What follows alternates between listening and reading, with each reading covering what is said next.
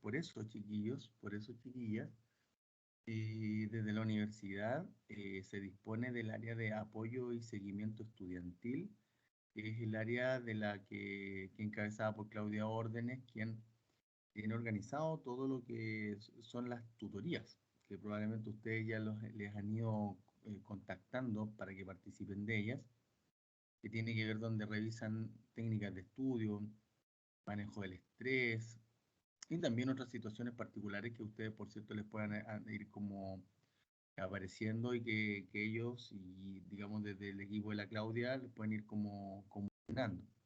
Por lo tanto, en esa lógica, las insto y los insto a que vayan a la tutoría porque de una u otra manera es un espacio en el que uno aprende cosas que a uno le van a servir.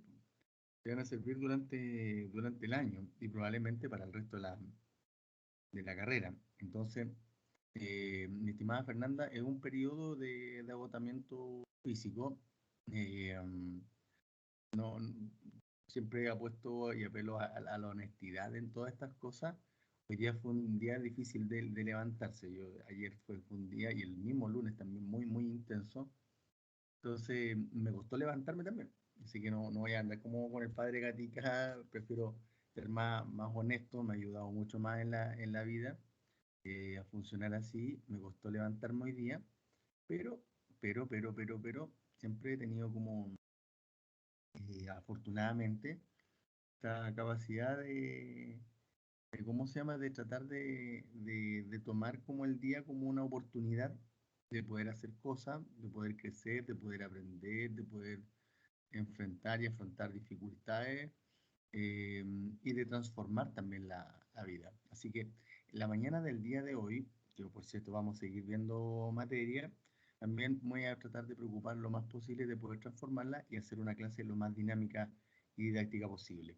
El consejo más básico que les puedo dar para este periodo de pandemia en términos académicos, chiquillos y chiquillas, es que siempre se conecten a las clases, aunque estén acostados con audífonos, mejor escuchar, por último, porque si no hacen esto y se dejan solamente guiar por los links de las clases grabadas, les va a pasar de que con 3 clases que a lo mejor no se han conectado, se les va a juntar mucha materia, mucha información y mucho tiempo, porque van a tener que estar 6 horas extras de su tiempo para tratar de aprender lo que se vio en la clase. Claramente hay gente que no ha podido asistir a la clase o que estará enfermito, qué sé yo, estará ayudando en la casa a hacer algo, lo que sea.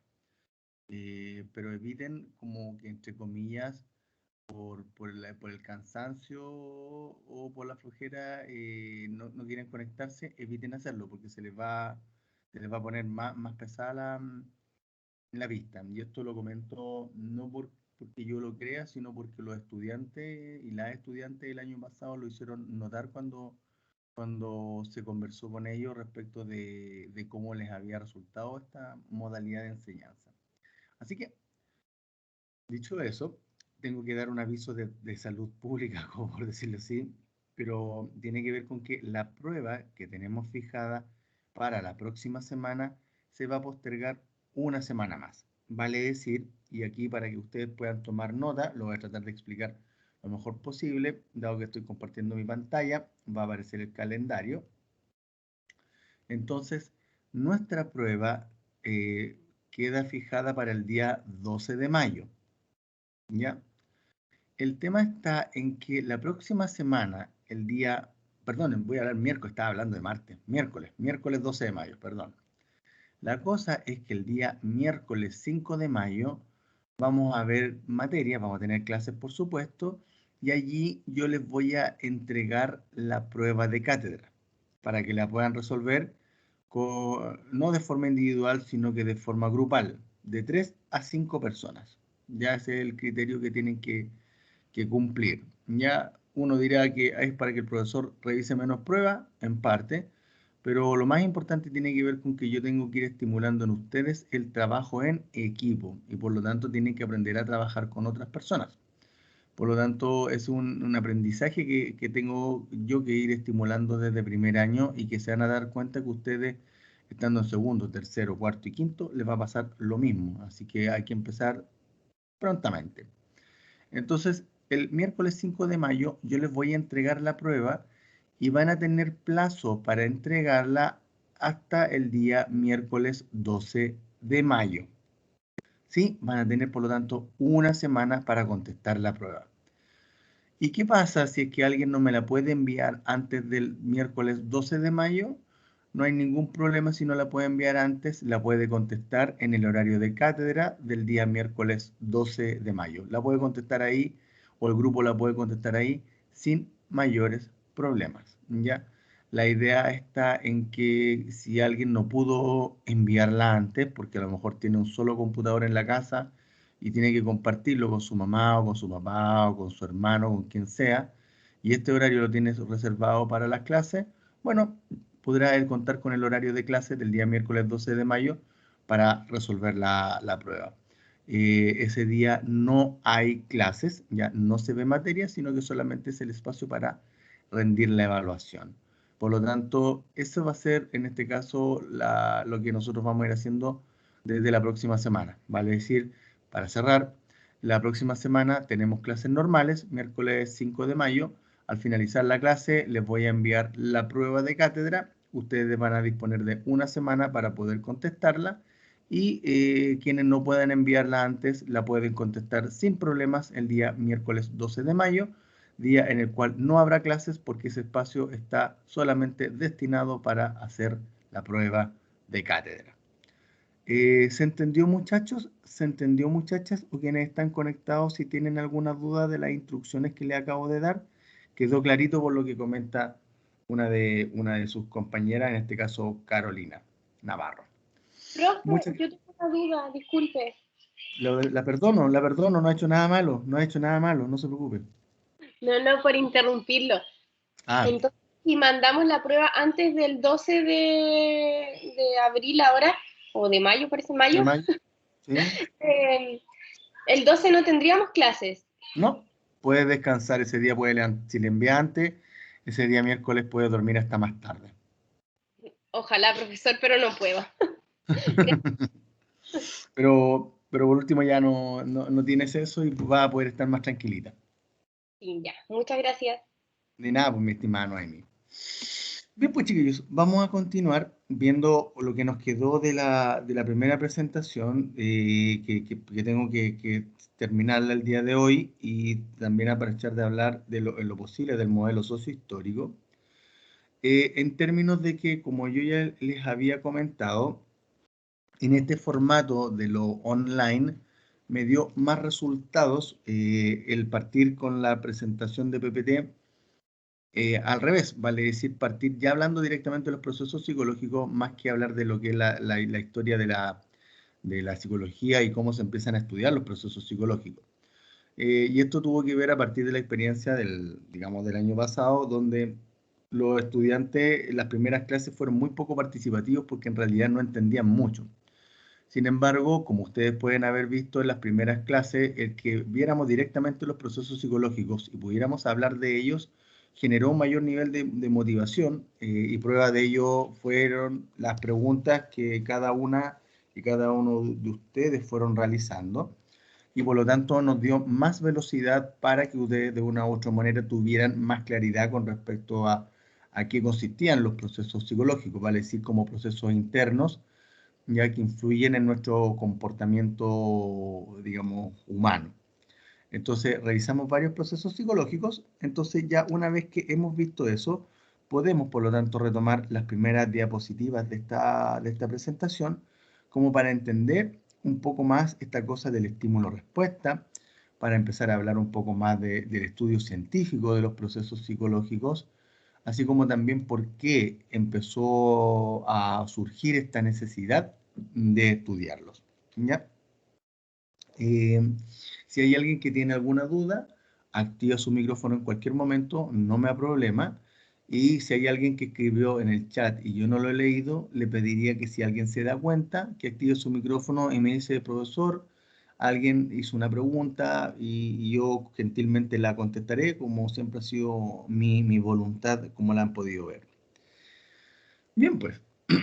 vamos a empezar un poco a mirar esta diapositiva y las que vienen más adelante, que tiene que ver con esta cosa del estímulo-respuesta desarrollado en la década de los 20 del siglo pasado por John Watson, padre del enfoque conductual, donde él hacía notar que para estudiar el comportamiento de las personas uno tenía que conocer los factores ambientales, ¿ya?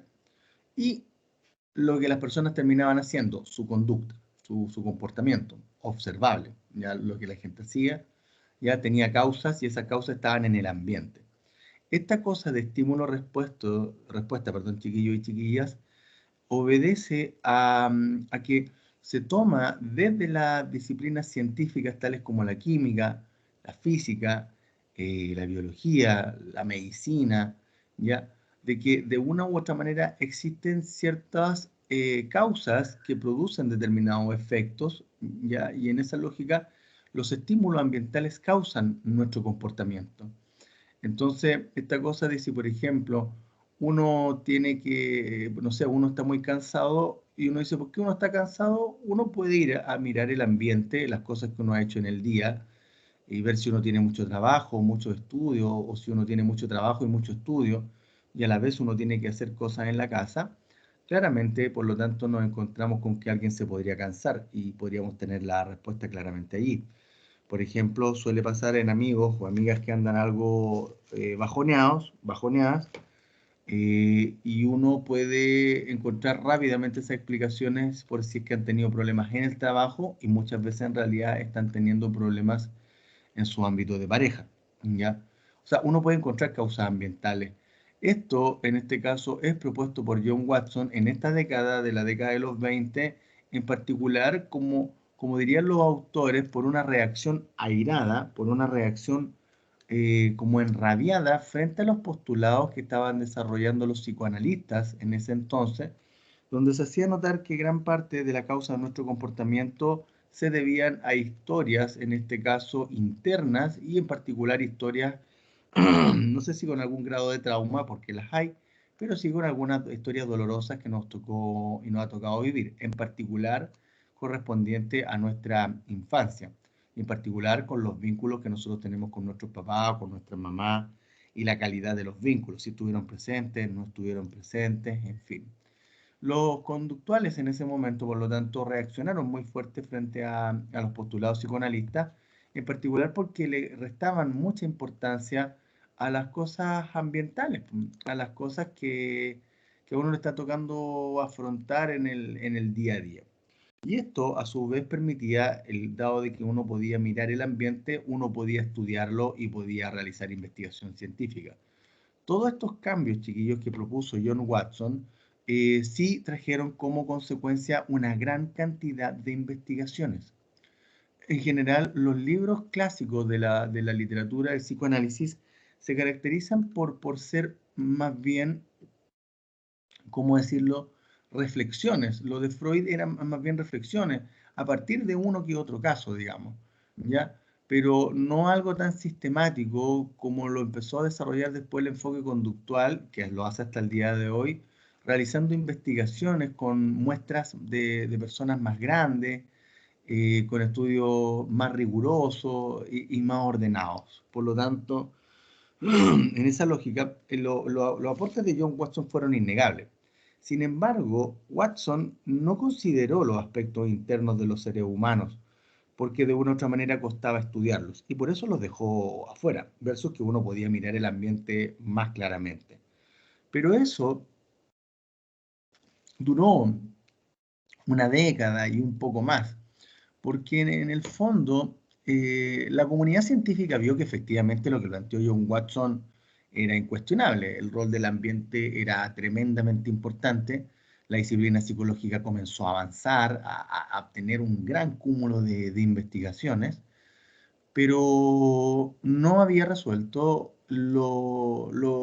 aquellos aspectos que están dentro de nosotros como seres humanos, que sabemos que existen, que sabemos que están, y que en ese momento no sabía cómo estudiarse. Y por lo tanto, en un grupo de científicos que se reunieron en el año 1939, en la ciudad de Viena, en Austria, que se denominaron el Círculo de Viena, buscando obviamente avanzar en términos del conocimiento para el mundo. Lograron sugerir y lograron establecer de que sí era posible estudiar, en este caso, y era muy necesario a su vez, estudiar los factores internos que estaban dentro de las personas. Sin duda que iban a existir dificultades metodológicas, vale decir, cómo observar la inteligencia, cómo observar las emociones. Difícil, obviamente, desde fuera observarlas porque son percibidas internamente por cada uno de nosotros y por cada una de ustedes, ¿ya? En esta lógica, lo que uno empieza, por lo tanto, a entender de que estos factores, aun cuando costaba estudiarlos, era necesario incorporarlos, ¿ya? Y por lo tanto, se empezaron a desarrollar una serie de estrategias, ¿ya? Una de ellas, que esto lo vamos a ver más adelante en un curso que se llama Psicología del Aprendizaje, es el proceso de operacionalización, que es la estrategia que se desarrolló desde el Círculo de Viena, y en el fondo tiene que ver con cómo hacer visible estos aspectos internos, como la percepción o la inteligencia o las emociones, cómo fijarnos externamente, qué cosas pasan en el ser humano como para poder mirarlas desde afuera. Y claro, y uno empieza a ver que, por ejemplo, la percepción uno la puede llevar operacionalizadamente respecto de la opinión que las personas tienen sobre las cosas. La percepción de riesgo sobre adquirir COVID, por ejemplo, tiene mucho que ver con la opinión que las personas tienen sobre esto. Y por lo tanto, las opiniones de las personas pueden reflejar la percepción de las personas. ¿Se van fijando, chiquillos? Así como también, por ejemplo, para estudiar la inteligencia, se elaboraron test, ¿ya? Y con esos test, en la medida en que uno tiene más puntaje, uno es más inteligente, por llamarlo así. Así como también en el caso del mundo emocional, se han ido desarrollando investigaciones que muestran cómo nuestras emociones tienen mucho que ver con la forma de mirar, con la presión sanguínea, los latidos del corazón, y que de una u otra manera las personas pueden ir aprendiendo a dibujar sus emociones, en fin, hay una serie, por lo tanto, de formas, técnicas e instrumentos como para medir estados emocionales, existen, digamos. Entonces, bajo esa perspectiva, se crearon todos estos instrumentos para medir de forma operacionalizada todos aquellos factores internos que se encontraban dentro de las personas. ¿Y por qué? Y esto es interesante de este esquemita, porque todas las cosas externas, y esto para que lo puedan ir visibilizando y poder incorporando a su repertorio como estudiantes de psicología, es innegable el rol del ambiente. O sea, el negar que existe una pandemia en realidad como que no tiene mucha lógica, ¿sí? Así como también los efectos económicos que se han producido en muchas personas, es innegable, es incuestionable. Es innegable, incuestionable también que estamos trabajando y estudiando en nuestras casas. O sea, es innegable, eso uno no puede decir que eso no ocurre, que no sucede, ¿sí? Sin embargo, el estar expuestos a esos ambientes no dice que todos vayamos a reaccionar o a responder o a comportarnos de la misma manera. ¿Y por qué? Porque al medio aparece el organismo, ahí al medio aparecen los procesos psicológicos que cada uno y cada una de ustedes tiene, y por lo tanto estos procesos psicológicos son responsables de interpretar, procesar, regular, mediar, entre otras palabras, el comportamiento o la respuesta final que nosotros vamos a tener. Todos probablemente estamos expuestos al tema de la pandemia. Hay algunos que quieren salir con mascarilla, otros que no. Hay otros que no quieren salir con mascarilla, hay otros que quieren salir a trotar. Pero lo cierto está en que cada uno de ustedes frente a la misma pandemia y probablemente frente a las mismas dificultades puede reaccionar de diferente forma. ¿Qué es lo que hace esa diferencia de que estando en los mismos ambientes o ambientes similares podamos responder de forma muy diferente? La respuesta va a estar siempre en la persona. Va a estar siempre en este caso, en los procesos psicológicos que pueden tener que ver con, por ejemplo, la percepción, con la inteligencia, con la emoción, con la motivación, con la conciencia, con la atención y concentración, con las sensaciones, etcétera, etcétera. ¿Se va entendiendo, chiquillos? ¿Se va entendiendo, chiquillas? Si ustedes se fijan, ahora uno puede explicar estas cosas de mejor forma porque es algo que ya vimos y por lo tanto ahora estamos cristalizando de mejor forma lo que ustedes habían ya aprendido y que ahora lo estamos reforzando con estos aspectos. En esta lógica, chiquillos y chiquillas, cuando comienza, por lo tanto, a aparecer todo esto, esta iniciativa que tiene que ver con el estudio científico de lo que son los procesos psicológicos y lo que es el comportamiento de las personas y de los seres humanos, se hace notar esta cosa que tiene que ver con que la causa, el organismo y el efecto, ¿ya? O el estímulo, el organismo, la respuesta, el EOR, ¿ya? Puede hacerse, digamos, esto de forma más científica. Y por lo tanto, se les coloca a las causas de los fenómenos, a las causas, en este caso, del comportamiento de las personas, se les denomina como variable independiente, ¿sí? Vale decir, aquel factor que el investigador quiere, en este caso, estudiar y que va a observar los efectos en la conducta, en el efecto de la causa, vale decir, en la variable dependiente, que aparece acá en este circulito de la derecha. Entonces, por ejemplo, si yo quiero hacer una investigación, como por ejemplo, ¿influye el tomar desayuno en el rendimiento o en la atención y la concentración? Ya digámoslo así, pues, ¿influye el desayuno en la atención y la concentración que cada uno de nosotros tenga en la mañana? Entonces uno dice, ya, bueno, ¿cuál es, en este caso, en esto que vamos a estudiar, cuál es la causa? El desayuno, po, porque nosotros queremos observar si es que el tomar desayuno o no nos influye, lo vamos a observar en la conducta, en este caso en la atención y la concentración. ¿Ya? Perfecto, pero ahí alguien me va a decir, profe, pero la atención y la concentración son procesos psicológicos. Perfecto. Como van ahí, entonces nosotros diríamos, la atención y la concentración van a ser las variables intervinientes. Pero ¿cómo vamos a poder mirar entonces si alguien está más atento o más concentrado? Y ahí empezamos con la operacionalización. Entonces decimos que alguien que toma desayuno, su atención y concentración es mejor y vamos a decir que la atención y la concentración la podríamos medir en función de cuánto tiempo pasa un estudiante conectado a la clase. ¿Me siguen? O sea, cuando estamos más atentos, cuando estamos más concentrados, cuando tenemos más energía para estar atentos y concentrados, podemos, por lo tanto, estar más tiempo en la clase. Podemos estar toda la clase hasta el final, por ejemplo.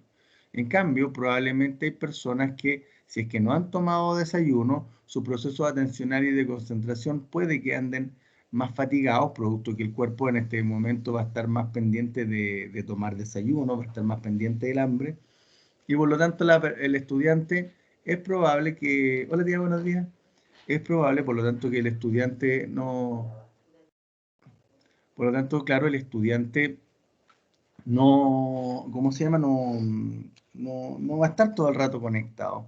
Me va siguiendo, fíjense cómo uno, por lo tanto, puede hacer eso. A ver, otro ejemplo que les puedo dar. Eh, ¿Influirán las discusiones en la casa en el rendimiento académico de un estudiante? Entonces uno dice, ya, a ver, variable independiente, ¿qué es lo que queremos estudiar? ¿Cuál es la causa acá? Las discusiones. Las discusiones son que lo que queremos ver es qué es lo que provocan las discusiones en las personas. Y en este caso, en el rendimiento.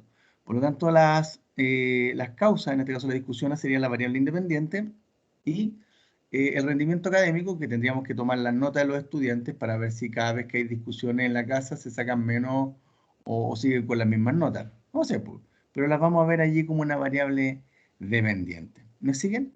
O sea, en esa lógica, cuando hacemos un estudio científico y como parte de las cosas que ustedes tienen que ir aprendiendo, por lo tanto, chiquillos y chiquillas, es que siempre van a tener que ir aprendiendo para explicar el comportamiento de las personas, es que ustedes van a tener que indagar en las causas. Su amigo o amiga le van a decir, no sé, pues, ay amiga, estoy media depre, no sé qué me pasa. Y ustedes lo que van a tener que hacer ahí es que, como Ricardito les enseñó, van a tener que hablar con su amiga y preguntarle por cuáles pueden ser las causas que la puedan tener deprimida. Entonces ustedes van a decir, oye amiga, por ejemplo, ¿y cómo anda la cosa con tu pareja? Ay amiga, es que estoy teniendo problemas con ella o con él, según sea el caso, ¿ya? Oye, ¿y cómo han andado las cosas en la casa? Terrible, pues como que la cosa, sigo teniendo muchos problemas en la casa porque no están de acuerdo con que yo tenga un pololeo con ella, ¿ya? Porque muchas veces en algunas relaciones de lesbiana pasar eso, que hay familias que no están muy de acuerdo con que su hija sea lesbiana o su hijo sean gay, por ejemplo. Eso es como que eso pasa, que puede generar o puede haber un nivel de estresor importante a nivel de la familia. Entonces, si ustedes se fijan, si ustedes van explorando las causas, uno puede encontrar causas en el ambiente fácilmente, pero también pueden ir encontrando causas al interior de las personas y que tienen que ver con los procesos psicológicos. Y ustedes le pueden preguntar, oye, ¿y te está costando más concentrarte, menos concentrarte? Hay amigas que sabéis que como que no me concentro en nada, como que tengo la cabeza en otra parte. Oye, ¿y cómo andas emocionalmente? Ando súper angustiada, amiga, como que ando triste, pero más como angustiada, con más ganas de llorar. Oye, amiga, y cuéntame, en fin, uno puede ir preguntándole por todos los procesos psicológicos y uno, y ustedes en este caso, se van a ir dando cuenta de cómo es que eh, el explorar las causas nos permite conocer no tan solo por qué producen determinados efectos, sino que también nos permite tener una mirada más completa y más amplia de los problemas que las personas puedan tener. Y claramente una de las cosas que nosotros tenemos que hacer como psicólogos es justamente ir aumentando la comprensión respecto de lo que es en este caso el comportamiento de las personas. ¿Alguien tiene alguna duda? Voy a mirar si en el chat si que hay alguien que ha preguntado algo. Pareciera que no, porque nadie me ha activado el micrófono. Así que voy a seguir con esta interesante clase que yo creo que ustedes lo deben estar pasando, pero espectacular, derrochando alegría y entusiasmo. Miren, ¿qué otras cosas más influyeron para esto? Para, para el cambio en la visión, ¿ya? Un cambio de paradigma, que esto es un concepto que ustedes están aprendiendo en primer año que tiene que ver con la forma de ver las cosas. Cuando uno habla de paradigma, tiene que ver con no solo, incluso hasta un punto de vista, una visión de las cosas, sino toda una forma de explicarse por qué se producen las cosas. En este caso, por qué se produce el comportamiento de las personas. Dicho de otra forma, se lo voy a explicar quizá un poco más claro, es medio malo el ejemplo, pero va a servir, ¿ya?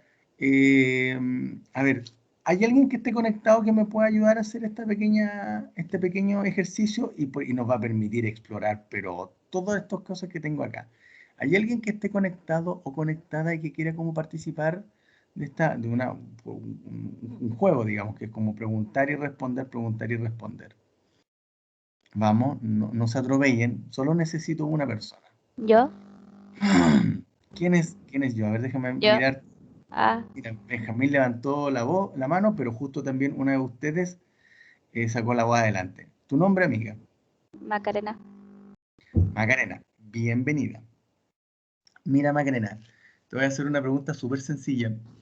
¿Qué signo zodiacal eres? Leo. No es necesario que leas. Dime tu signo. Jaja. ¿A qué fome esa tarea es tan fome? Ya, mira, tú eres Leo, Maca. Ya, fíjate en lo siguiente. Si yo te pregunto, ¿cómo te va en el amor? Jaja. ¿Ya? Ya, ya, pero miente, por último miente. Si no quieres como mostrar lo que realmente te pasa, miente mientras tanto. No, Ya, me va súper bien.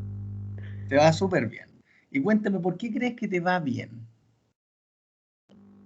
Eh, Pucha, porque me río mucho, porque soy carismática, ¿Ya? porque soy buena onda. Y creo. Sí, así se ve, tiene ganas de participar. Y por ejemplo, eh, si por ejemplo te tocara conocer a una persona que es de signo Sagitario, ¿ya? ¿Tú qué opinarías de eso? mm, eh, Pucha, primero la conozco nomás. ¿Ya? De ¿Y qué ahí opinas? veo. Dale, continúa. Primero la conozco, de ahí veo si sigue la relación de amistad primero o no. Mira, gracias Maca por lo que estamos haciendo, porque ahora yo lo que voy a empezar a hacer, y después voy a mostrar la diapositiva y va a empezar a cobrar todo como un hilo lógico, como que se va a entender todo. Ya, ya. ¿Tú conoces, Macarena, de gente que se deja guiar mucho por los signos zodiacales para encontrar pareja? Sí. ¿Y qué es lo que pasa? Si tú te fijas, lo que tú estás diciendo acá, tú dices, mira, en realidad yo tengo buena suerte porque soy simpática, soy, digamos, carismática, y como que me río, ¿ya? Y yo te pregunto por esta cosa de los signos, ¿ya? ¿Y qué opinas de alguien de que sea signo Sagitario? Y tú me dices, mira, en realidad es que me gustaría conocerla primero, o conocerlo, ¿ya? Porque para ver si es que la cosa prospera o no prospera, po. Si tú te fijas, ahí tú no estás ocupando los signos. ¿Me sigues? Estás ocupando más bien un paradigma que tiene que ver con cosas más bien que son como las más sensatas, te diría yo, que tiene que ver con que uno en general no se enamora del signo, sino que uno tiene que enamorarse de la persona, o de las características que esa persona tiene. Pero hay otras personas, en cambio, que tienen un paradigma que tiene que ver con los signos zodiacales. Hay gente que se deja guiar mucho por los signos zodiacales, se explica las cosas o su forma de actuar por los signos zodiacales y por lo tanto tiene una visión diferente a la que nosotros como desde la psicología podríamos tener. Entonces, por ejemplo, voy a inventar, chiquillos y chiquillas, la Maca un día se enoja. Y yo le digo, Macarena, ¿cómo estás? Y Macarena me contesta, pésimo. Me dice, ¿usted no conoce a nadie más que siempre me hace participar a mí? Y uno va a decir, uy, ¿qué le pasó a la Maca? No, perdón, profe, es que yo soy Leo. Ya es como que cuando ando así como que algo me ha dolido, me ha herido, ando enojona, digamos, me pongo así. Entonces uno diría, ok, pero se lo está explicando en base a lo zodiacal, ¿se entiende? No se lo está explicando por cosas que le estén pasando en la casa, o con las amistades, o con la universidad, ¿me siguen? Entonces son visiones paradigmáticas diferentes. Pero hay personas que muchas veces ocupan, y no estoy diciendo que lo zodiacal esté equivocado ni nada por el estilo, no. Es otra forma de ver las cosas, sin duda, que hay gente que la ocupa, y yo creo que en realidad como que sobre todo para elegir pareja como que no ayuda mucho en realidad. Sobre todo porque en las elecciones de pareja influyen otros factores, como las propias historias de vida que cada uno tiene. Obviamente hay una atracción física que va a influir, así como también hay otras cosas que tienen que ver con la conquista, otras cosas que tienen que ver con la forma de hablar, así como también lo sincrónico del vínculo. Hay gente como que se hubiese conocido el resto toda la vida. Hay personas que uno conoce que como que uno se va conociendo y el conocerse es como cada vez más entretenido, cautivante, porque uno va descubriendo cosas y la otra persona también se asombra y lo pasa bien con las cosas de uno. Entonces, claro, esos elementos claramente van a generar más peso que lo zodiacal, pero los signos del zodíaco es otro paradigma, es otra forma de explicar las cosas y nosotros acá, en cambio, en esta lógica, ustedes están aprendiendo cosas para explicarse el comportamiento. ¿Qué te pareció, Maca, la explicación que estoy dando? ¿Es coherente con lo que estábamos conversando? Sí, la verdad es que sí. Sí, es bien entretenido verlo desde esa perspectiva, sí, porque a veces uno le echa siempre la culpa al signo zodíaco y en realidad hay otras cosas también que influyen. Entonces, para esta cosa, para este cambio de paradigma, perdón, que tiene que ver con esta cosa de no ver todo desde el inconsciente y no echarle toda la culpa al ambiente, porque también hay cosas internas dentro de las personas. Para este cambio de paradigma, por lo tanto, de integrar las cosas que están dentro de cada uno de nosotros, aparecieron tres grandes líneas. Los computadores, que empezaron a aparecer en esos años, en la década de los 50, incluso en los últimos años de la década de los 40. La importancia de la lingüística, fíjense, la importancia del lenguaje, chiquillos y chiquillas, que ya lo voy a revisar en las próximas diapositivas y que los vamos a ir precisando. Así como también Piaget, que es uno de los grandes psicólogos que existen en la historia de la psicología, falleció el siglo pasado, falleció como en la década de los, no sé si de los 80 o de los 90 Piaget, y elaboró muchas teorías asociadas a la psicología del desarrollo. ¿Ya? Entonces, vamos a ir una por una antes de hacer el primer break, para hacerle notar de que cuando aparecen los computadores, se empezó a observar, chiquillos y chiquillas, que las personas podíamos funcionar muy similarmente a cómo era un computador. El computador procesa y nosotros también procesamos las cosas internamente. El computador le da vuelta a las cosas por dentro y nosotros también le damos harta vuelta a las cosas. el computador almacena información, tiene una memoria, que todos la hemos escuchado. Y los seres humanos también tenemos una memoria. Los seres humanos podemos aprender cosas, sin duda, así como también al computador le podemos agregar programas. O de la misma forma, los celulares, uno no tiene algo, por ejemplo, chuta, quiero pedir algo en el McDonald's y no quiero ir para allá, pero perro, descárgate una aplicación y la descarga y puede encargar ahora desde la comodidad de su hogar. eh, Puede descargar puede pedir por ejemplo, su hamburguesa de McDonald's. Ya, los computadores también manejan datos e información, nosotros también manejamos datos e información, los computadores resuelven problemas, también los pueden causar cuando no funcionan bien, y los seres humanos también resolvemos problemas y por cierto también nos podemos producir problemas, ¿ya? Ahora, claro, por cierto está de que la gran crítica que ha recibido esta teoría, que se llama la teoría del procesamiento de la información, que ve al hombre y al ser humano como un computador, obviamente la gran crítica tiene que ver con que los computadores no tienen emociones, ya no tienen sentimientos y motivaciones tal cual como nosotros la tenemos. Uno prende el computador y el computador estará enojado o lo que sea, pero el computador se va a aprender igual. En cambio, si nosotros andamos enojados y no nos queremos levantar, no nos levantamos, y sobre todo si somos medio oposicionistas, ¿ya? Entonces, en esa lógica, esta teoría, claro, tiene este gran pero, ¿ya? Y es gran porque en el fondo gran parte de nuestro comportamiento tiene un elemento afectivo y emocional muy importante, ¿sí?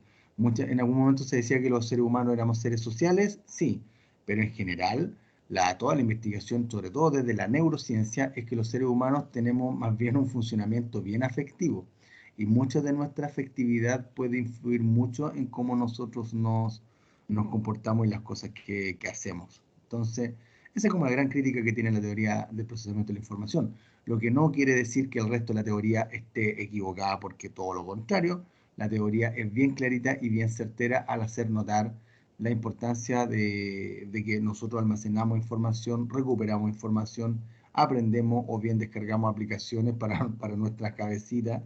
Lo cierto está en que de una u otra forma somos y funcionamos muy similar a cómo funciona un computador.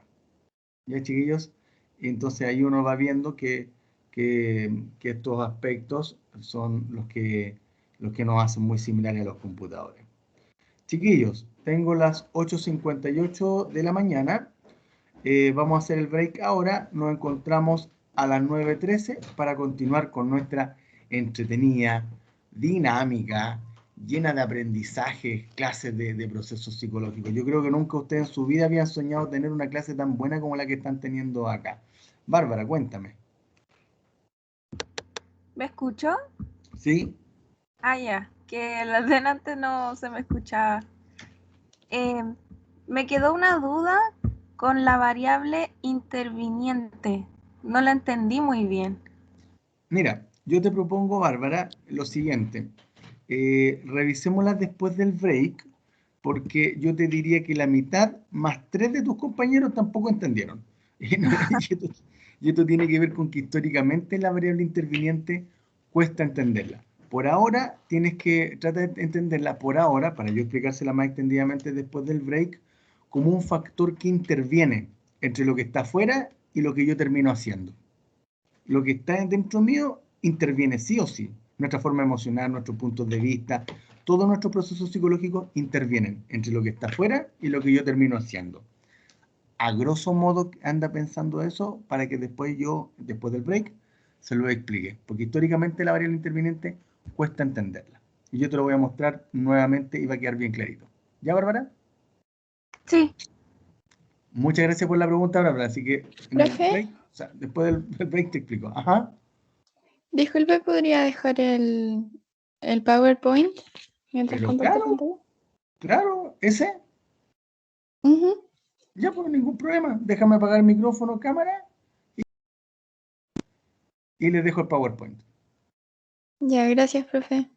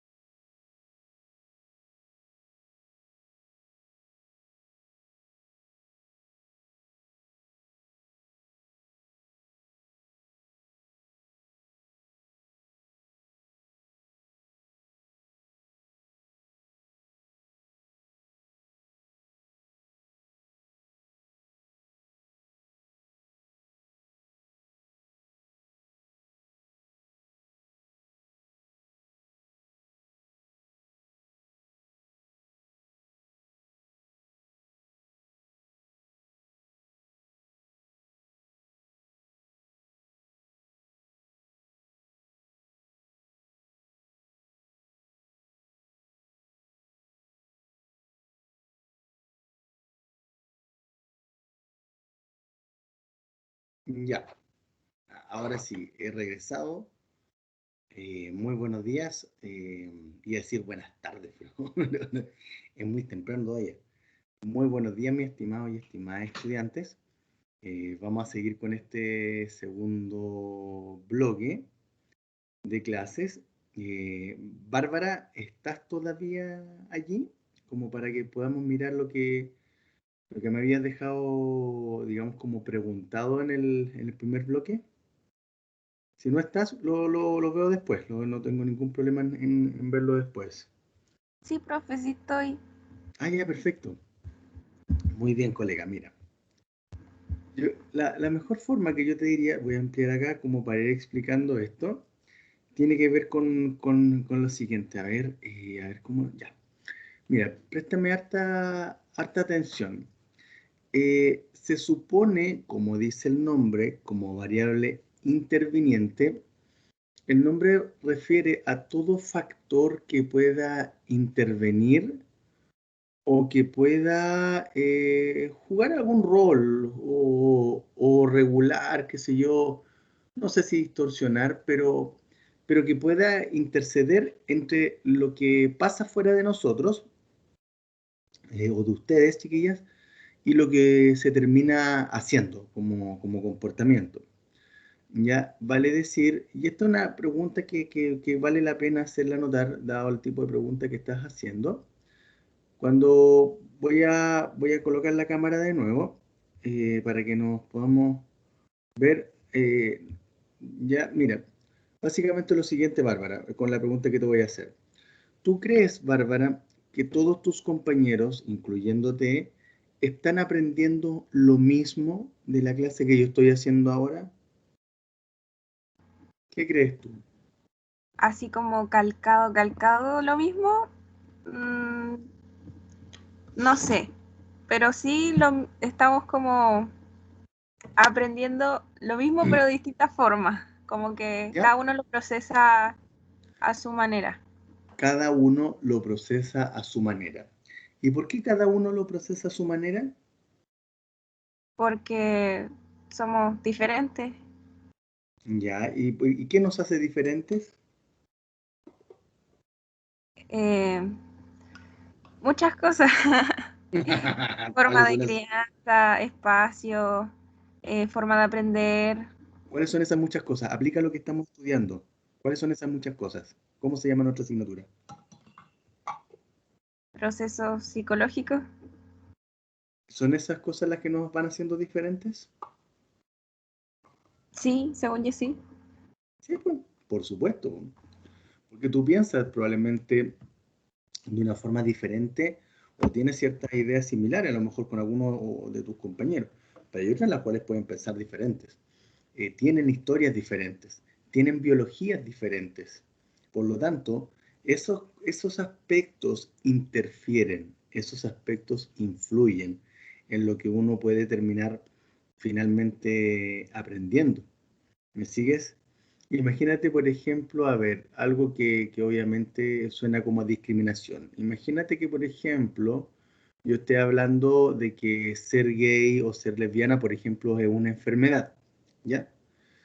Lo más probable es que aquellos estudiantes que crean que es una enfermedad van a sentir el apoyo del profesor. ¿Me sigues? Porque confirma los puntos de vista que ellos tienen sobre lo que es ser gay o ser lesbiana.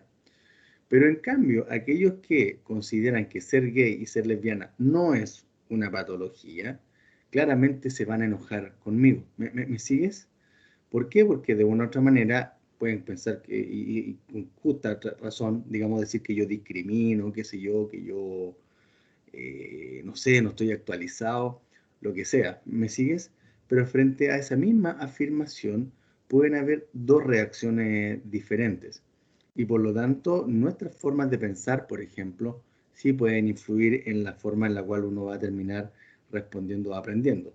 Bueno, dicho de paso, aprovecho de decirte que ser gay y lesbiana no es patología. Sí, eso es desde la década de los 80 que se viene diciendo que no es una enfermedad. Entonces, bajo esa lógica, los factores intervinientes son aquellos factores que tenemos internamente, pues, Bárbara. De hecho, una variable interviniente que siempre aparece en los estudios de mercado, por ejemplo, cuando en este caso psicólogos van preguntando sobre satisfacción con determinadas marcas, con determinados productos. Por ejemplo, Bárbara, que tú vas a comprar en un supermercado y te dicen, oiga, nos gustaría saber si a usted le gustan los yogurt Soprole, ¿ya? Y tú vas a decir, no, no me gustan. Perfecto, nos sirve mucho a usted porque queremos saber por qué no le gusta el yogur Soprole. Y ahí muchas veces tú vas a decir, no, si en realidad era una broma, pero a mí me gustan harto, siendo que a lo mejor no te gustan. Pero muchas veces uno responde en función de lo que se desea, de lo que se espera de uno. Y por ejemplo, la deseabilidad social, Bárbara, siempre aparece en las clases. Cuando yo les pregunto, voy a inventar a Joaquín o Bárbara, la otra Bárbara, Bárbara Troncoso, ¿ya?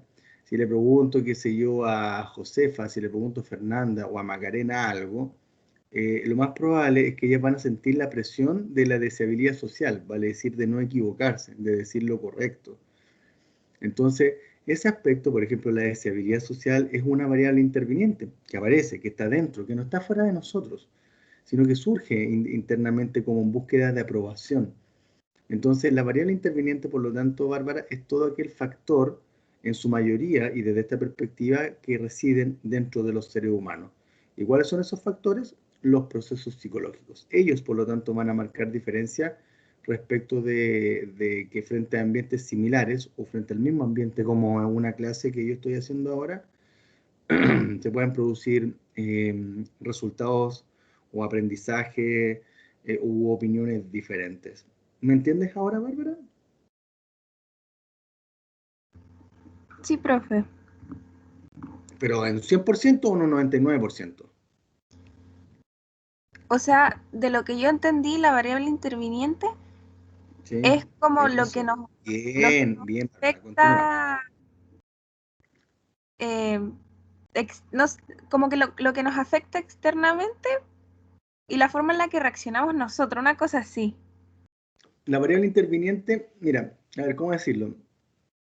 Otra forma de explicarlo, ¿no? Si no entiendes, Bárbara, no te preocupes, yo te voy a explicar, porque como te comento, históricamente la variable interviniente no se entiende, ¿ya? Mira, otra explicación. A ver, ya, mira, fíjate lo siguiente. En este momento estás en la clase conmigo, ¿cierto? Junto con el resto de tus compañeros. ¿Cuál sería el estímulo? ¿Cuál sería el ambiente que tienen ustedes en este momento?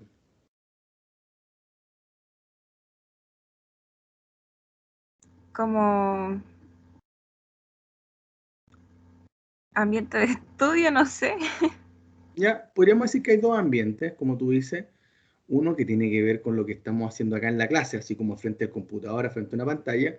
Y el otro ambiente tiene que ver, por supuesto, con el lugar donde nosotros estamos. Digamos. Tú puedes estar en tu pieza, yo ahora estoy en la pieza de mi hija, algunos de tus compañeros estarán en el living, otros estarán acostaditos con la sábana hasta más arriba de la nariz, no sé, pero están esos ambientes. ¿Me sigues? Sí, Luego, si por ejemplo yo les dijeras, tomen una hoja y anoten las palabras que han aprendido el día de hoy. ¿Sí? Les pido que saquen una hoja y que anoten todas las palabras que nosotros hemos visto hoy día. ¿Tú cómo crees que van a andar esas respuestas? ¿Van a ser todas similares? algunas sí, ¿Y otras? otras no. Ya. ¿Y por qué crees que se produce esa diferencia? Porque, o sea, ahí va lo que somos diferentes y cada uno pone atención o aprende Presta diferente. atención, aprende de forma diferente. ¿Y esos factores cómo se definen de forma científica, según lo que hemos visto hoy día? Como variables intervinientes. Independiente. Intervinientes, que Ah, intervienen. No te preocupes. Variable interviniente. Intervienen. Esta cosa de cómo andará nuestra atención y concentración hoy día en la mañana. Cómo andará nuestra motivación hoy día en la mañana. Cómo estaremos funcionando intelectualmente hoy día en la mañana. Cómo andaremos emocionalmente hoy día en la mañana. Qué tan cansados físicamente estamos hoy día en la mañana. todos esos factores que están dentro de nosotros son factores intervinientes que van a, como dice el nombre, intervenir en lo que finalmente podemos terminar aprendiendo o contestando en una hoja, ¿sí? Como tú dices, son estas cosas como diferentes que hay.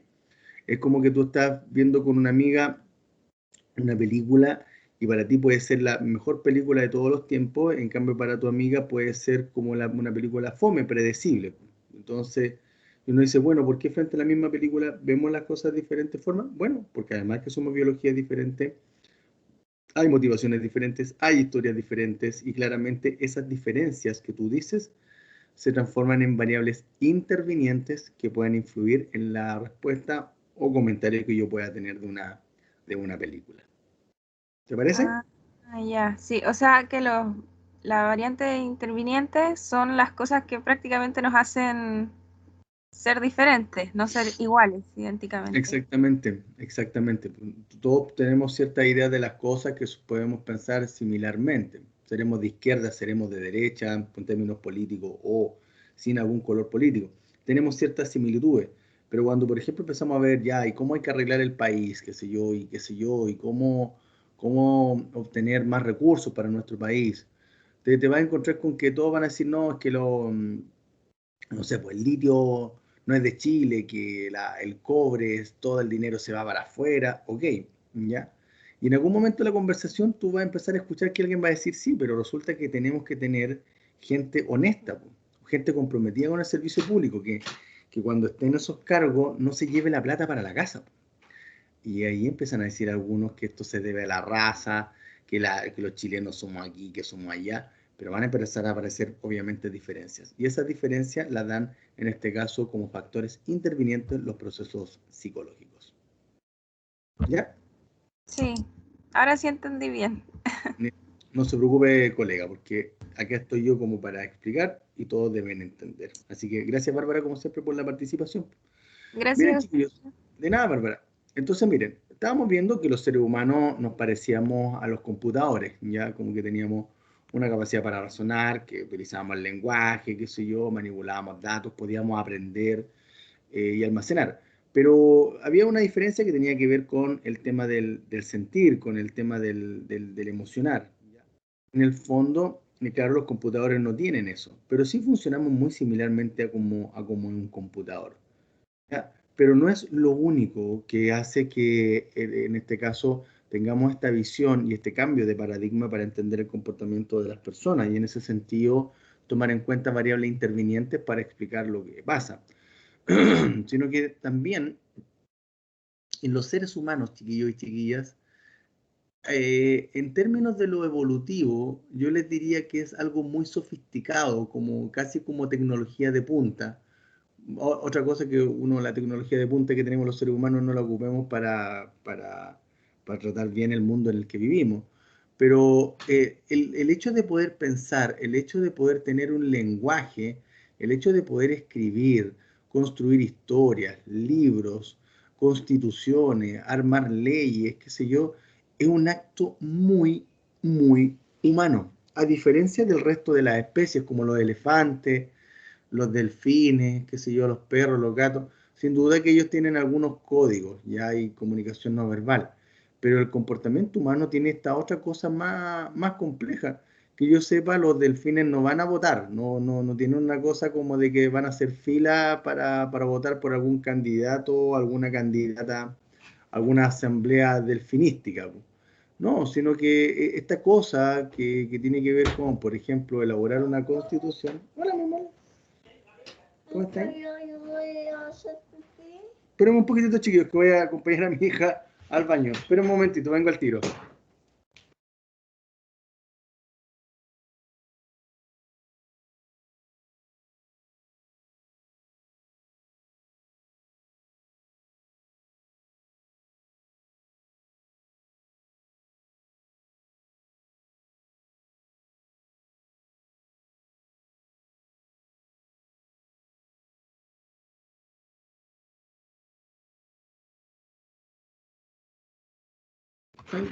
Ya, ahora sí, ahora regreso. He regresado en realidad.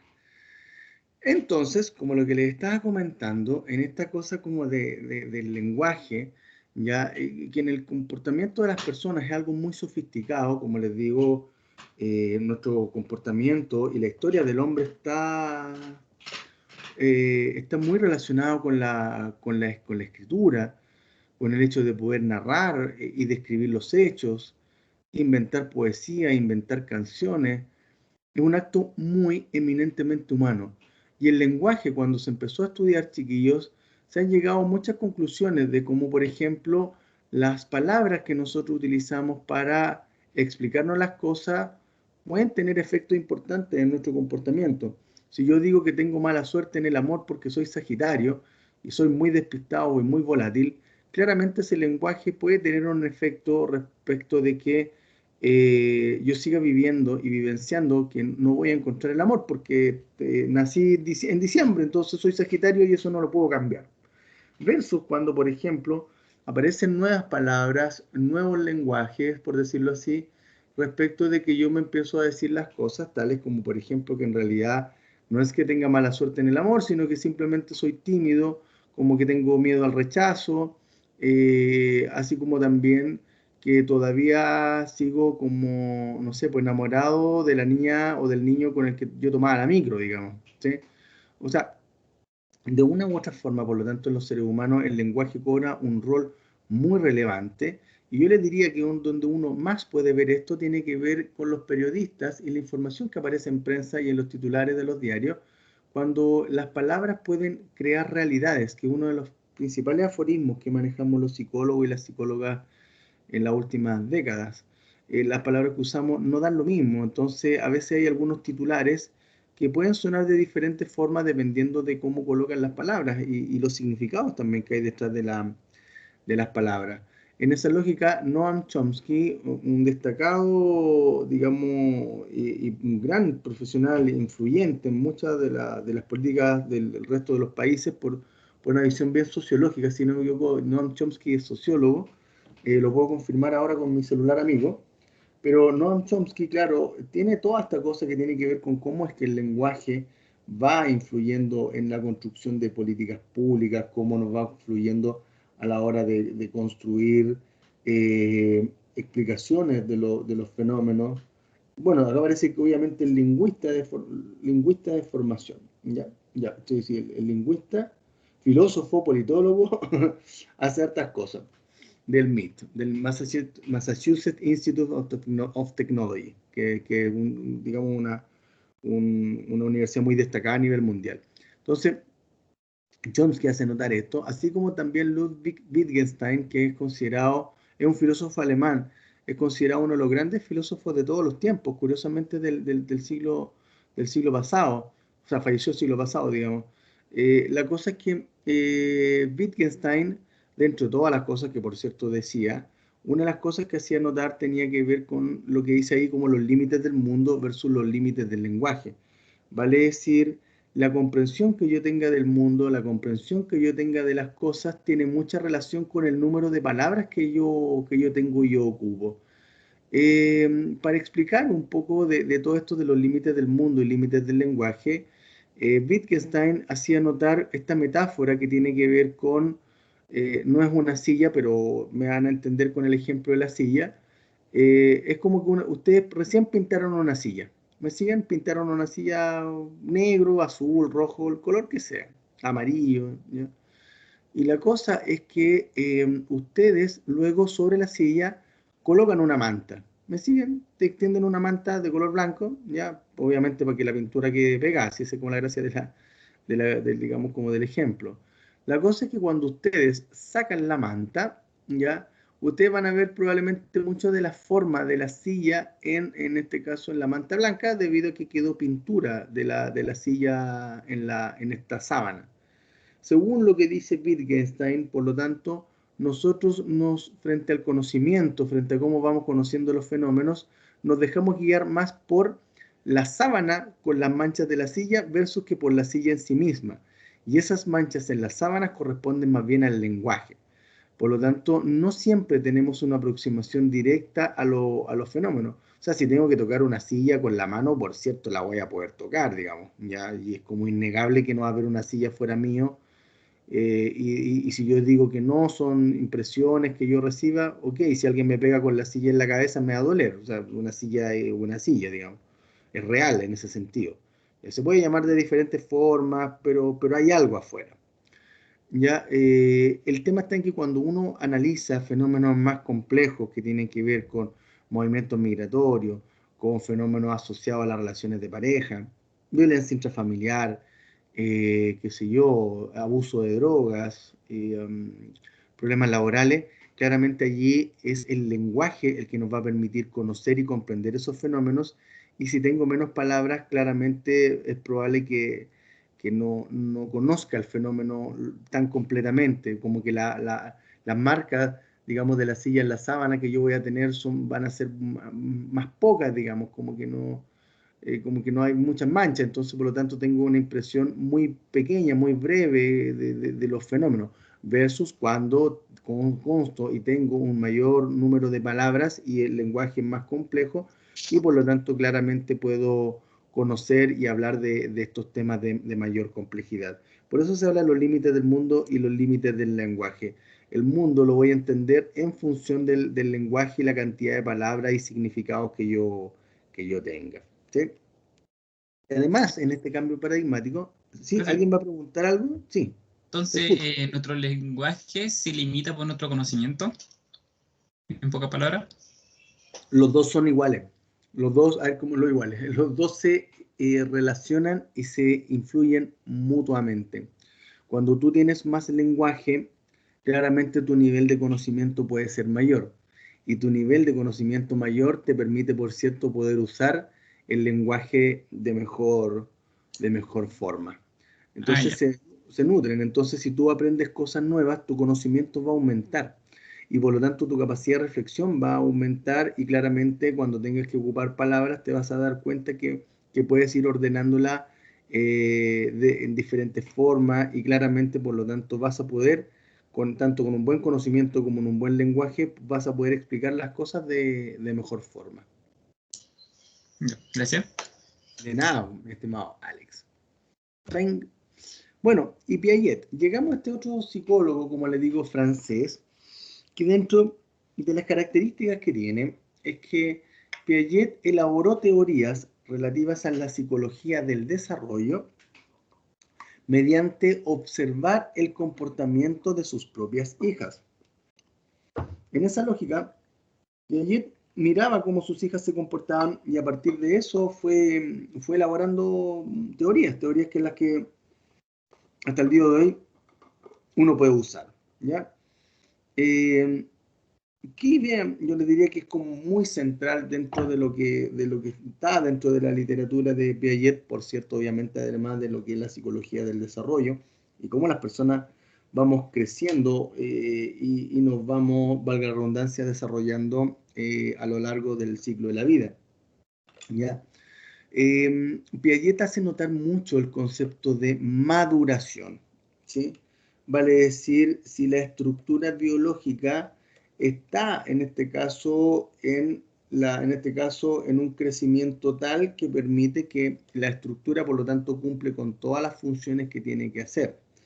Vale decir, si el pulmón, si el riñón, el estómago, pero en particular el cerebro, si están lo suficientemente desarrollados como para poder hacer las funciones que tienen que hacer. Entonces, por ejemplo, en el caso de los niños más chicos, en el caso de los preescolares, chiquillos de 2 y de 3 años, en general la dimensión, lo que es temporal, vale decir, si los niños se saben ubicar en el tiempo, saber cuándo es lunes, cuándo es miércoles, cuándo es viernes, cuándo es jueves, en general les cuesta mucho. Y les cuesta porque su estructura biológica asociada a la toma de conciencia, ¿ya? Y de la orientación temporoespacial todavía se está desarrollando, ¿ya? Sin embargo, uno puede esperar ya razonablemente que los niños de 6, los de 7 años puedan obviamente ir orientándose respecto de cuándo es lunes, martes, miércoles, jueves y viernes. Y esto cuando uno está en el colegio no es menor, porque si uno tiene clases de matemática el día miércoles, uno sabe y tiene que aprender que el día martes uno tiene que echar el cuaderno de matemáticas, no el cuaderno de historia. Entonces, esta cosa del funcionamiento cerebral, de su crecimiento, de su desarrollo y de su maduración, por lo tanto, nos va a permitir poder hacer diferentes cosas que cuando somos más pequeños probablemente no vamos a poder hacer.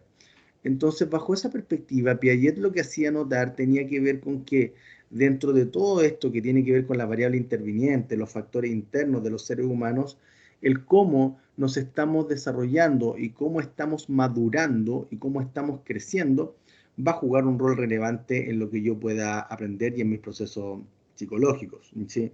O sea, si por ejemplo ustedes están interesados ahora en lo que es psicología y el conocimiento humano, qué sé yo, y en algunas teorías, lo que sea, yo les diría, oye, y esta manera de pensar, ¿ustedes la tenían cuando tenían 12 años? Y ustedes me van a decir, probablemente que no, que en el fondo cuando tenían 12 años pensaban en otras cosas, ¿ya? O al menos si es que tenían que pensar en esta cosa del ser humano, pensaban menos a como están pensando ahora, que piensan mucho más y que están estudiando una carrera asociado a esto. Entonces, en toda esta lógica, por lo tanto, la cosa de lo maduracional va jugando un rol muy relevante respecto de qué es lo que podemos aprender y qué es lo que no podemos aprender. Por ejemplo, con los niños más pequeños, uno no debe dar instrucciones muy largas porque los niños no entienden las instrucciones largas, entienden instrucciones más cortitas. Y eso tiene que ver con que su memoria de trabajo todavía se está desarrollando, por lo tanto no logra almacenar mucha información. Por eso uno tiene que dar como frases cortas. Y esta cosa de la conservación de los líquidos y la masa, esto tiene que ver con lo que Piaget elaboró como pruebas piagetanas. Vale decir, como test o pequeños ejercicios que permiten saber si un niño está maduro frente a algunos aprendizajes o más bien está inmaduro para algunos aprendizajes. El de la conservación de los líquidos y la masa es un ejercicio que consiste en que, por ejemplo, en el caso de los líquidos, voy a colocar la cámara para que me puedan ver y ver mis manos, ya para que puedan entender la dinámica. Imagínense que tienen dos vasitos whiskeros. ¿Sí? Los whiskeros son como los vasos más anchos. Y tienen que ser más anchos porque hay que colocarle hielitos para tomarse un cortito de whisky. ¿Ya? Entonces, uno le coloca al niño o a la niña estos dos vasitos con agua, ¿ya? Y con la misma cantidad de agua, ¿sí? Pero además se tiene que sumar un tercer vaso, un vaso más alargado. Vamos a hablar, por ejemplo, de un vaso piscolero, ¿ya? Perdón por los conceptos de alcohol, pero no se me ocurre en este momento como esos vasos grandes para qué podrían servir y el vaso alargado para qué podría servir. Pero creo que todos han entendido el vaso whiskero como el vaso más ancho y el vaso de piscola como el vaso más alargado. Entonces, ya el vaso de piscola está vacío, no tiene agua. Sí tienen agua los dos vasos, en este caso whiskeros, que tienen agua, que no tienen whisky, tienen agua, ¿ya? Entonces el ejercicio parte de esta forma. Uno le dice al niño o a la niña si ve que los vasos tienen la misma cantidad de agua, ¿sí? Si el niño dice que sí, podemos seguir haciendo la actividad. Pero si el niño dice que no, que hay un vaso que tiene más agua que otro, uno tiene que hacer que el niño empiece como a equilibrar la cantidad de agua, porque entonces le echa un poquitito más de agua de acá o de allá, pero tiene que quedar iguales. Cuando el niño le diga que ya están iguales, ahí pasamos a la otra fase. Que uno toma uno de los vasos whiskeros con agua y uno le dice, mira lo que voy a hacer ahora. Y uno echa el agüita en el vaso de piscola, ya en el vaso más alargado. Lo más probable es que como el vaso piscolero no es ancho como el vaso de whisky, es probable, por lo tanto, que el líquido se vea un poco más arriba, ya porque obviamente el vaso de pisco, digamos, el vaso de piscola, tiene menos diámetro, ya por lo tanto, obviamente, el líquido queda más arriba. Cuando uno le pregunta, por lo tanto, al niño o a la niña, ¿cuál vaso ahora, el vaso piscolero versus el vaso de whisky, cuál tiene más agua? Aquel niño que está más maduro les va a decir que los dos tienen la misma cantidad de agua, que en el fondo no están en diferentes vasos, pero en la misma cantidad de agua. En cambio, Los niños que tienen un cerebro más inmaduro a esa edad de los 3 años, incluso de los 4 años, les va a decir que el que tiene más agua es el vaso piscolero, ya el vaso más alargado, porque se ve más, ¿se entiende? Y por lo tanto, como diría acá la presentación de PowerPoint, aún no ha aprendido el niño, porque su cerebro no se lo permite, que los líquidos pueden mantener y pueden, en este caso, ser conservados, a pesar de que uno lo ubique en diferentes vasijas, en diferentes vasos, por ejemplo. Es bien interesante cuando uno hace este ejercicio, verlo, es bien interesante porque de una u otra forma uno ve que los niños que tan desarrollados están, ¿sí? Se supone que uno en la vida va aprendiendo que eso no cambia, digamos, ¿ya? Que en el fondo están en recipientes diferentes, pero que en el fondo el líquido sigue siendo, sigue siendo el mismo. Entonces, toda esta cosa hace notar la importancia de la maduración biológica para producir conocimientos y por lo tanto en la medida que la estructura está más madura, sin duda que se pueden producir más aprendizajes. ¿Entienden? ¿Qué tal les parece lo que les he explicado hasta ahora, muchachos y muchachas? ¿Se va entendiendo? ¿Muy difícil de entender? ¿No? No, profe, todo bien. Perfecto. No, profe. Dígame. ¿No? ¿No quieres preguntar nada? Pensé que iba a preguntar algo. Y bueno, lo que vamos a empezar a avanzar ahora es una nueva materia, ¿ya? Que nos va a ir ayudando para lo que vamos a ir entendiendo con respecto al resto de los procesos psicológicos. Pensar que yo lo tenía acá a la mano y ahora no lo encuentro, pero lo voy a encontrar rápidamente. Si no es acá, clase... no está ahí, entonces voy a tener que abrirlo de otra forma. PPT. El operar resumen. Perfecto, chiquillos. Miren, lo que vamos a ver ahora tiene que ver con dejar avanzado algo que no es menor. Y no es menor en términos del impacto que tiene en el funcionamiento psicológico la época histórica en la que vivimos, los entornos sociales que vivimos, lo mismo que los entornos culturales en los que nos desarrollamos, ¿sí? En general, la clase hoy día que se conoce el operar de la estructura como funcionamiento del ser humano, ya terminó acuñado por un destacado psicólogo centralino también, Miguel Arias, ya lo van a ir viendo en prensa también, porque tienen una consultora que es divergente, que trabajan en toda la cosa de lo que son redes sociales y el efecto de las redes sociales en el comportamiento humano. Y esto era parte de un título, de un libro que Miguel estaba escribiendo. No sé si ya lo habrá terminado de escribir Miguel.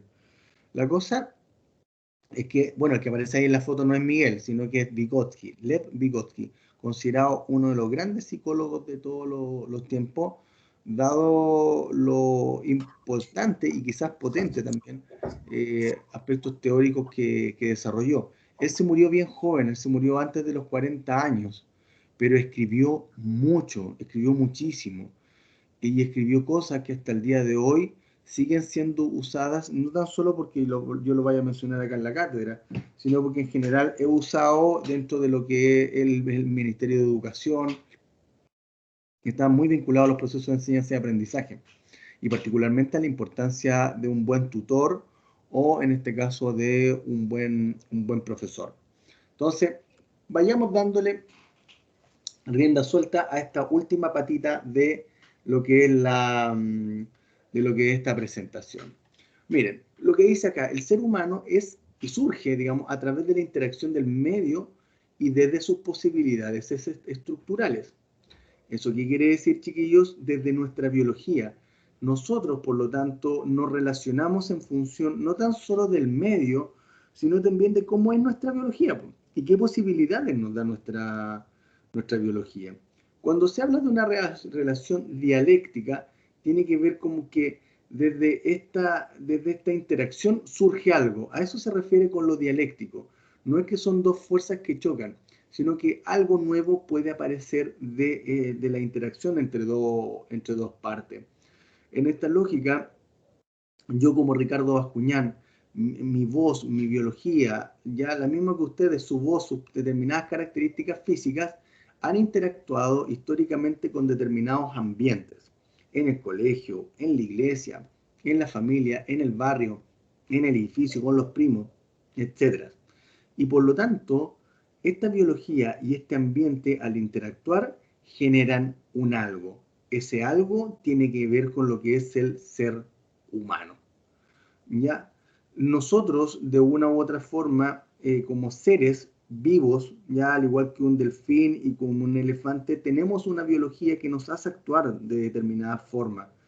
La forma, digamos, el ejemplo más claro tiene que ver con el tener relaciones sexuales. En general, no es que tenemos que tener un curso respecto de cómo tener relaciones sexuales o tener un electivo en la universidad de cómo tener relaciones sexuales o incluso en el colegio como actividad extraprogramática. No, sino que el tener relaciones sexuales es un comportamiento que viene programado genéticamente y que fluye cuando se da, en este caso, la posibilidad de tener relaciones sexuales, ¿sí? Como que aparece allí la biología muy claramente, ¿ya? Y no tiene que ver con que yo tenga una fijación con el sexo como para, en este caso, por eso le dar un ejemplo como este, no, sino porque es uno de los ejemplos más claros que uno puede encontrar dentro del comportamiento de las personas. ¿Y por qué les digo esto? Porque en general, en la historia de los seres humanos y en la historia de cada uno de nosotros, la influencia ambiental, la influencia de nuestros padres, de los colegios, de nuestros amigos, del barrio, que la relación con nuestros abuelos, que los primos, es tan fuerte que muchas veces no logramos ver y distinguir cuándo el comportamiento de las personas es más biológico y cuándo el comportamiento de las personas tiende a ser más bien aprendido, ¿sí? Es difícil, tiene un lado bien complejo el estudio del comportamiento humano, pero en esta lógica, cuando nosotros vemos de las posibilidades estructurales y la interacción con el ambiente, es que nosotros decimos y afirmamos desde acá de que el fenómeno humano aparece a partir de esto. Y en este funcionamiento de los seres humanos, y un poco voy a tomar lo que la Bárbara comenta con esta cosa de la variable interviniente. La variable interviniente se encuentra dentro de nosotros. Entonces, hay un funcionamiento que depende de lo biológico, que es el sistema nervioso, es cerebro puramente tal. Pero también hay elementos internos que tienen que ver con lo que uno le llamaría como la mente, ya que tiene que ver digamos, con lo que el cerebro produce, ¿sí? La actividad mental es un producto del cerebro, es un producto de cómo funciona nuestra actividad cerebral. Y con esa actividad cerebral, por lo tanto, surgen y aparecen los procesos psicológicos, el pensar, el sentir, el reflexionar, el resolver problemas, el tomar conciencia, es un producto, en este caso, del funcionamiento del cerebro. Pero todo eso está dentro de nosotros, ¿ya? Como yo le explicaba hace un ratito atrás, estas cosas cuesta medirlas. Sin duda que existen cuestionarios, sin duda que existen test, qué sé yo, que uno ha ido mirando y conociendo. Pero en general cuesta, en este caso, observarlo. En cambio, las cosas ambientales no. Uno las puede mirar y si alguien me grita, puedo entender que me habló fuerte y que no habló despacio. Y es porque en general la vida ambiental, lo que nos rodea, es más fácil de poder ser estudiada. ¿Ya? Como que es más fácil de poder observar versus las cosas que pasan por dentro de las personas. Y es más, nosotros asumimos que lo que las personas nos dicen cuando nos hablan, cuando nos cuentan un problema, es un reflejo de lo que realmente le ocurre internamente. Pero todos los autores, desde Freud, Skinner, Bandura, Opaso, qué sé yo, todos los grandes autores que existen en la literatura psicológica, les van a hacer notar de que la gente tiene dificultades para colocar las palabras correctas a lo que realmente está pasando. Se puede entrenar sin duda, y la gente puede ser más precisa al momento de describir con su comportamiento cuando usa palabras, pero en general no necesariamente el uso de las palabras es una buena garantía para entender que todo lo que les pasa a una persona por dentro.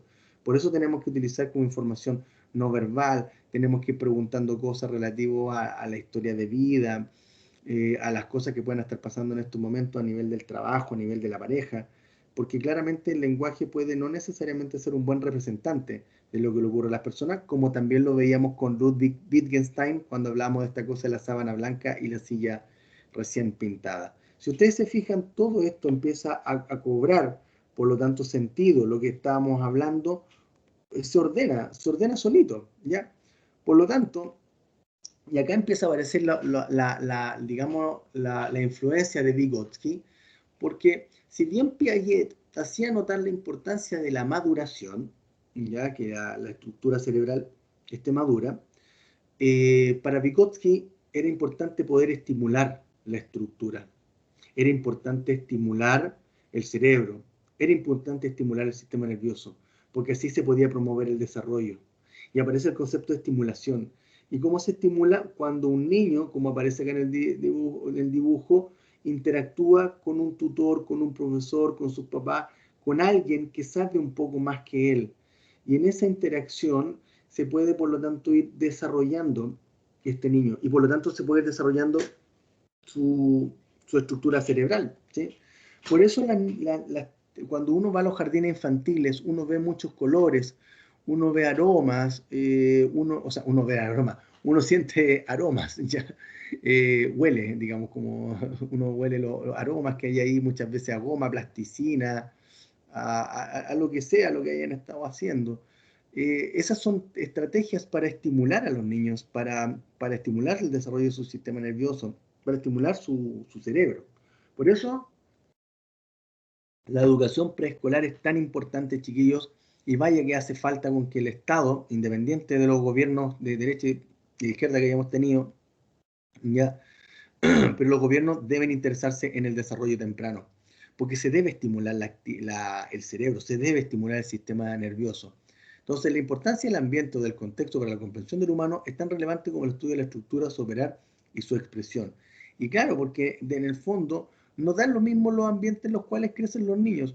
No da lo mismo y no es lo mismo cuando un niño crece, o una niña, voy a hablar de niña, por ejemplo, no es lo mismo cuando una niña crece en un ambiente donde los papás y las mamás están disponibles, le dicen que la quieren, le hacen cariño, juegan con ella, le hacen actividades para que se vaya desarrollando, versus una niña que crece con papás que no la toman en cuenta, con papás que la ignoran, con papás que le pegan, con papás que no reconocen sus necesidades, con papás que no la bañan. Claramente el desarrollo es diferente allí. Por más que la muchacha venga con una estructura biológica de oro para transformarse en una gran mujer, los ambientes pueden despotenciar eso. Por eso la importancia de poder encontrarse con un buen tutor o con unos buenos papás o una buena familia, porque con ellos nuestra estructura biológica se puede seguir desarrollando, y por eso la importancia de la educación temprana y de la mayor asignación de recursos para la educación parvularia y para las salas cunas, porque la estructura biológica necesita desarrollarse. Si queremos buenas personas, si queremos buenos seres humanos en Chile, partamos por mejorar los primeros años de vida de los niños y niñas de nuestro país. ¿Se va entendiendo, chiquillos? ¿Se va entendiendo, chiquillas?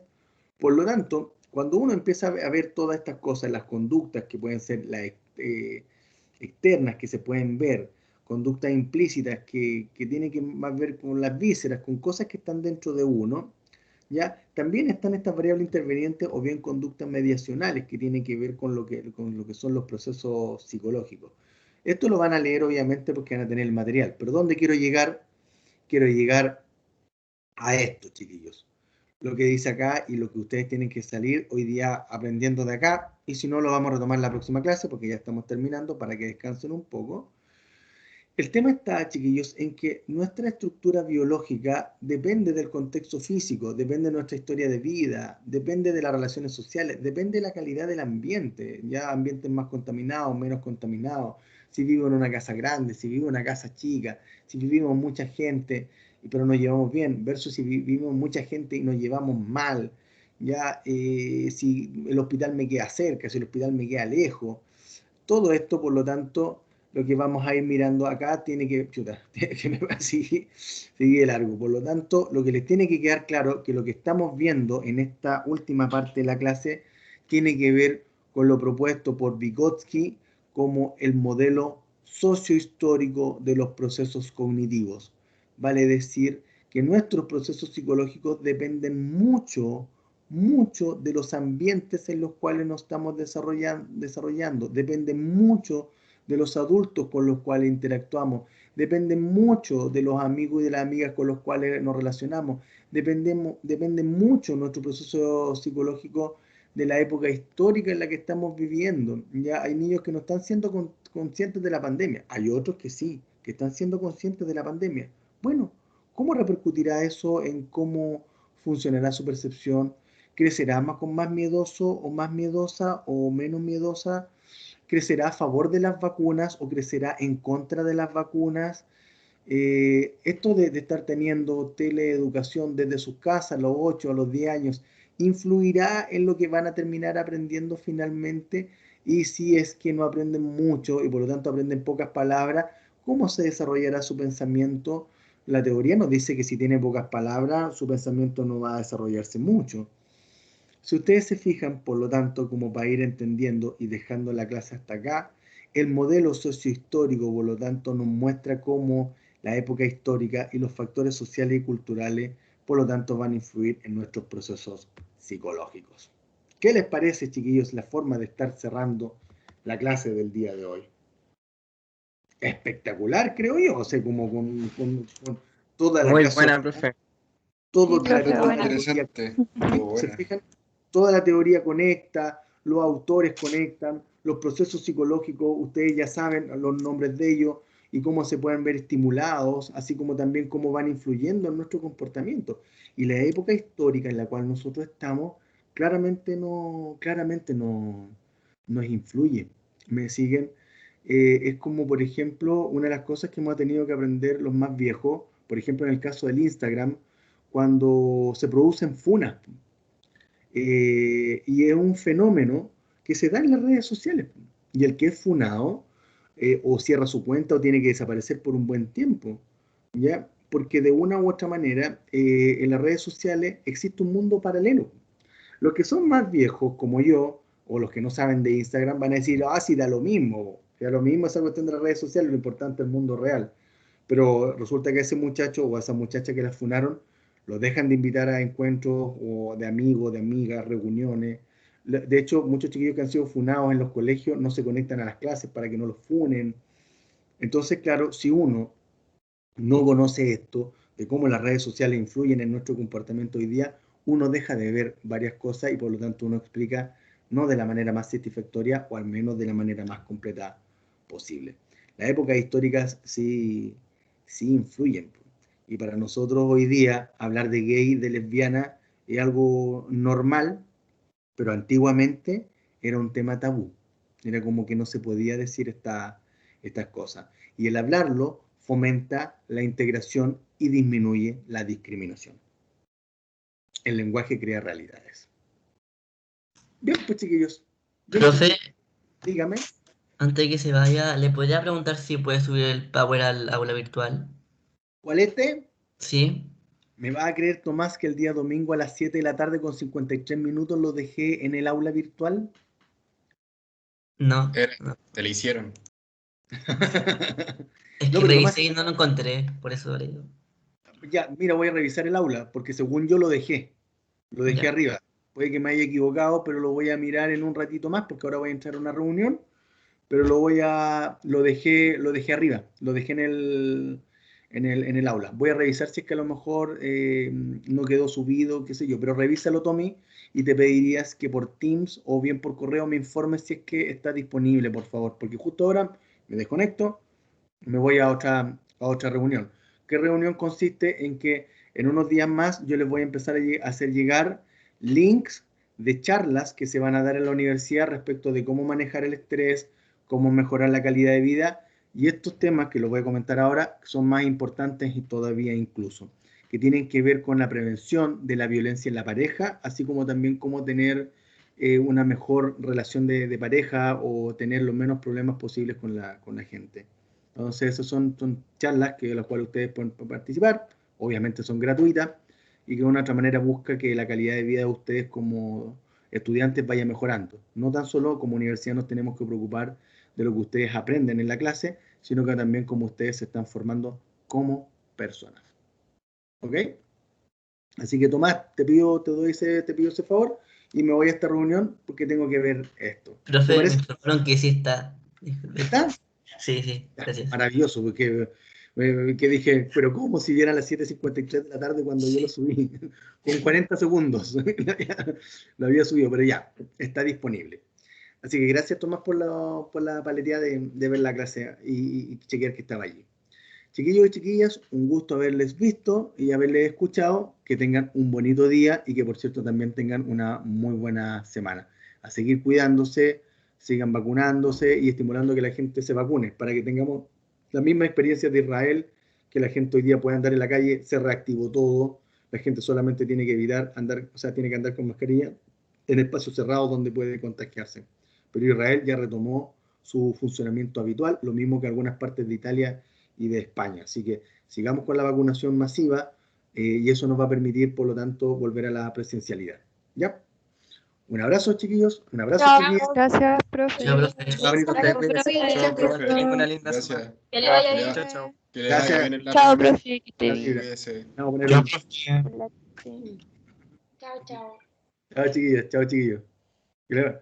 ¿Cómo me puedo unir a esa charla? Yo les voy a enviar el link, Bárbara, de forma oportuna, para que se unan a esas charlitas, por si acaso. Chao, chao.